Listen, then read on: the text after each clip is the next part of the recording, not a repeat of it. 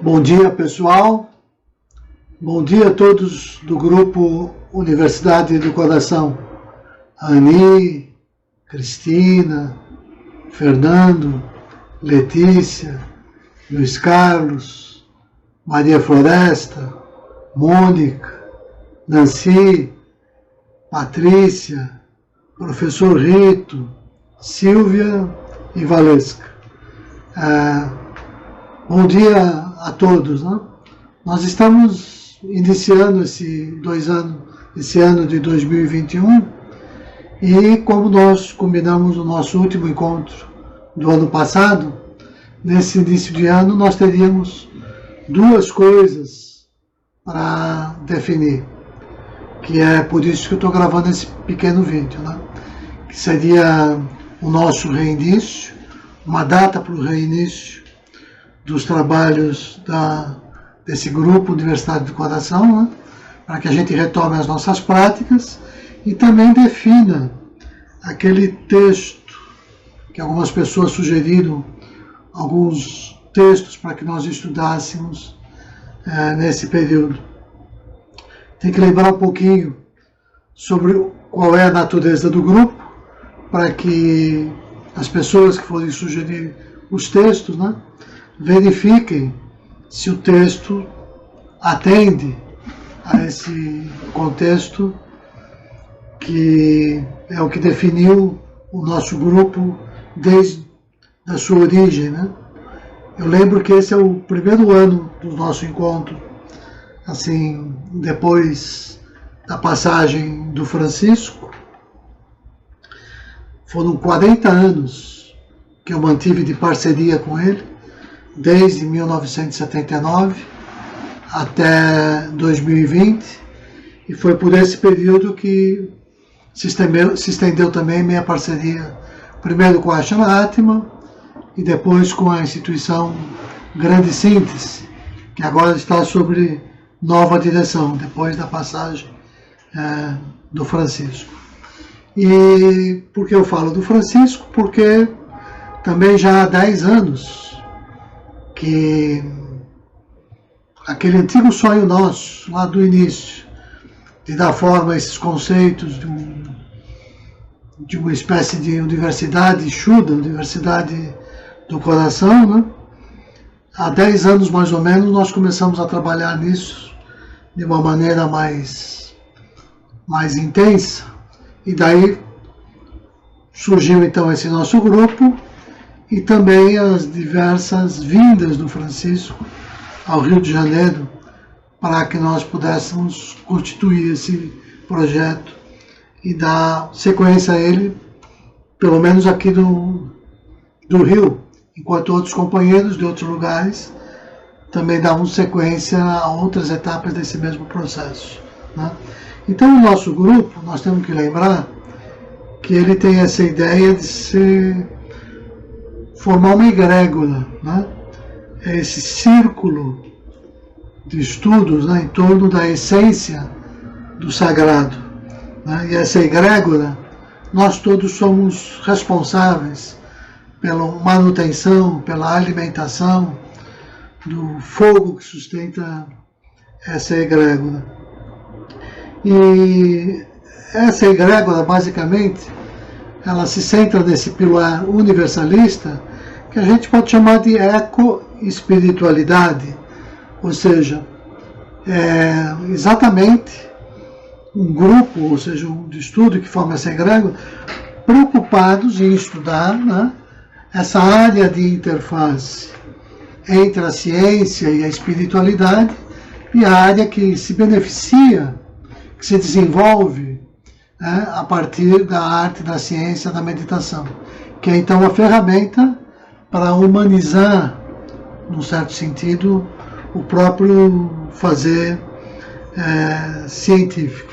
E esse é assim, o objetivo da Universidade do Coração e também do próprio núcleo que eu mesmo havia formado, assim, inclusive com personalidade jurídica. Cheguei a ter sede em São Paulo, né, daquilo que eu chamo de Coração da Terra, que ainda existe, que é um projeto interligado, né, e que, como parte desse projeto, por exemplo, eu tenho publicado alguns artigos, introduzindo na UFRJ a disciplina sobre a arte e a ciência da meditação, e para esse ano e os próximos anos tem alguns outros projetos que aos poucos vão sendo implantados até que a gente possa de fato falar no coração da Terra como uma coisa já materializada e concretizada, que eu imagino que vai se dar nos próximos anos.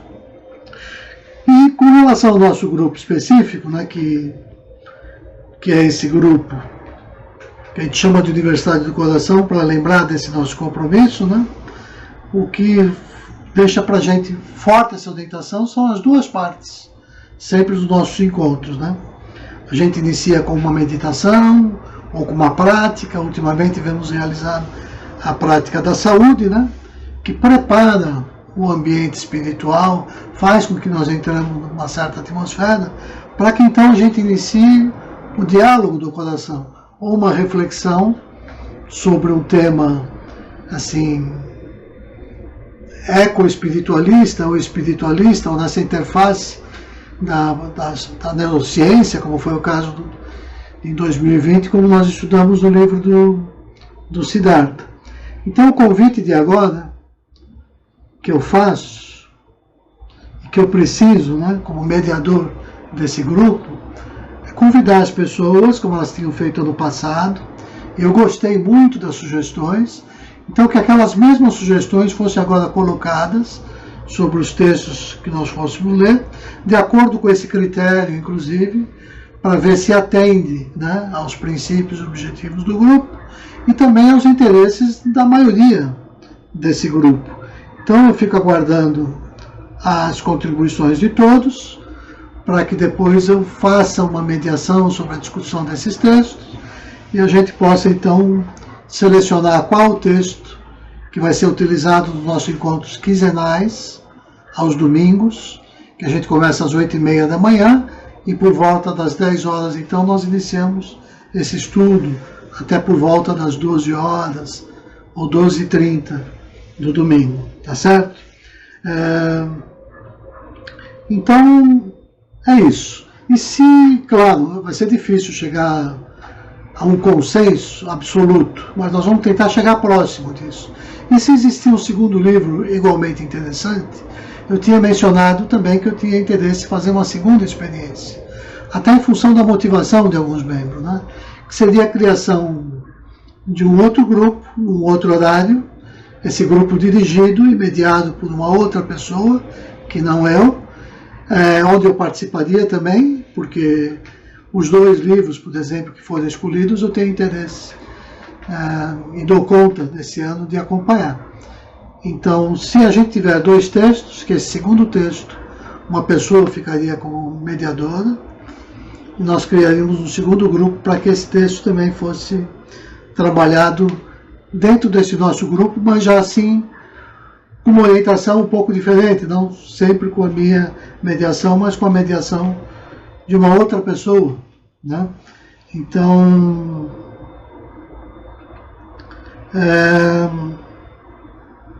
é isso que eu queria dizer, né? Eu queria que vocês escrevessem o quanto antes, assim, quando vocês pensam que nós deveríamos retornar e qual o texto que, dentro de tudo que nós discutimos no ano passado e disso que eu conversei agora, qual o texto que vocês acham que é interessante e é factível de em um ano nós lermos e discutirmos de um modo que todo o grupo cresça junto com esse material e que eles tenham um certo sentido de continuidade em relação ao que nós temos desenvolvido até aqui, tá? Eu lembro que alguns outros grupos eu já conversei um pouquinho. Então, por exemplo, o grupo sobre a vida e obra de Francisco Barreto, eu já inicio nessa quarta-feira. O grupo sobre o estudo da Gita, né? Eu já iniciei quinta-feira passada.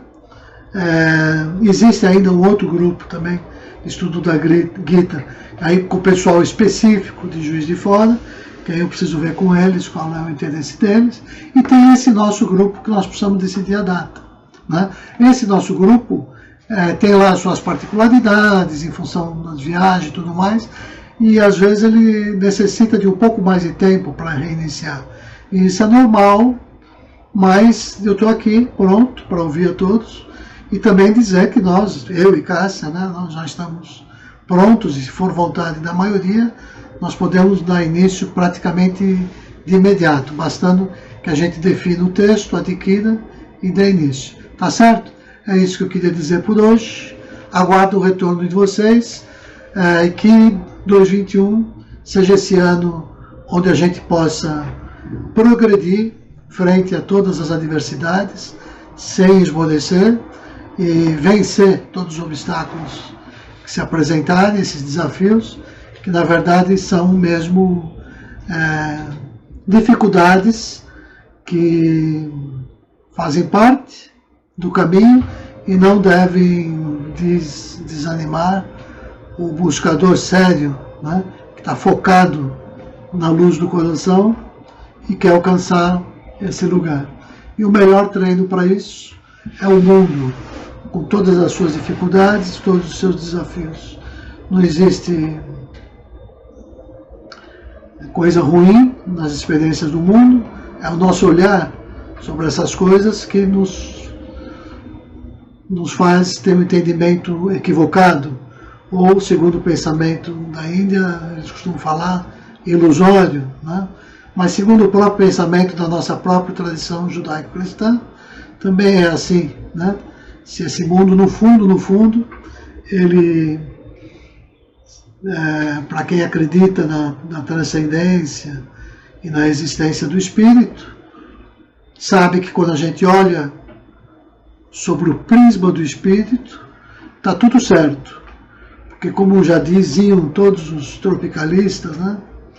E um exemplo de Caetano Veloso, tudo é divino e maravilhoso. Como a gente diz na nossa escola, né? Tudo é Deus, tudo é na natureza de Deus, tudo é necessário. Ou como eu prefiro dizer, tudo é sagrado, tudo é na natureza do sagrado, tudo se dá necessariamente. Então, coragem e que a gente desenvolva essa capacidade de perceber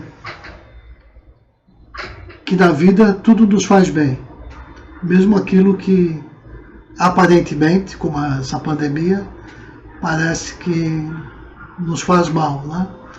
Se nós estivermos atentos, como o movimento médio do planeta, eu acho que houve um amadurecimento em todas as reflexões e uma reavaliação de hábitos, costumes, inclusive de prioridades. Então, é nesse sentido que eu convido o grupo todo para que nós juntos reflitamos sobre o nosso reinício. Namastê.